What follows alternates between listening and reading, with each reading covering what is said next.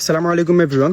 আহক আজি আমি এটা আল্লাহৰ নবী সাল্লাল্লাহু আলাইহি সাল্লামৰ সুন্নতৰ কথা কওঁ, যিটো সুন্নত যদি আমি ফ'ল' কৰোঁ ইনশাআল্লাহ আল্লাহৰ নবীৰ ছাফাত আখিৰাতত হাসিল কৰিব পাৰিম। যেনেকৈ আমাৰ দিনত নামাজ হয়, নামাজৰ কাৰণে আজান দিয়া হয়, আজানৰ জবাব দিয়া হয়। যেনেকৈ আল্লাহু আকবাৰ ক'লে আমিও আল্লাহু আকবাৰ ক'ব লাগে। হাইয়া আলাছ ছলাহ আৰু হাইয়া আলাল ফালাহ কোৱাৰ টাইমত লা হাওলা লা কুৱাতা ইল্লা বিল্লাহ পঢ়িব লাগে। তেনেকৈ আজানৰ জবাব দিব লাগে। তাৰপিছত আমি আজানৰ জবাব দিয়াৰ পিছত দুৰুদ পঢ়িব লাগে। দুৰুদ ইব্ৰাহিম আল্লাহুম্মা সাল্লি আলা মুহাম্মাদ ওয়া আলা আলি মুহাম্মাদ কামা সাল্লাইতা আলা ইব্ৰাহিম ওয়া আলা আলি ইব্ৰাহিম ইন্নাকা হামিদুম মাজিদ। সেই দুৰুদ ইব্ৰাহিম পঢ়িব লাগে। তাৰপিছত এই ৱছিলাৰ দোৱাটো কৰিব লাগে। সেই ৱছিলাৰ দোৱাটো কি হয় ইনশাআল্লাহ ই মোক জনাব। এতিয়া ৱছিলাৰ দোৱাটো ই আছে লগতে। ৱছিলাৰ দোৱাটো কি হয় আজানৰ পিছত যেন আমি পঢ়োঁ।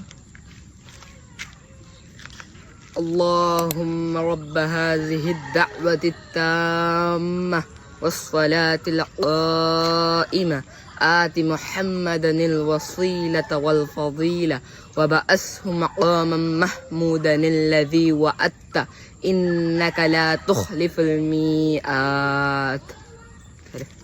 মাশাআল্লাহ।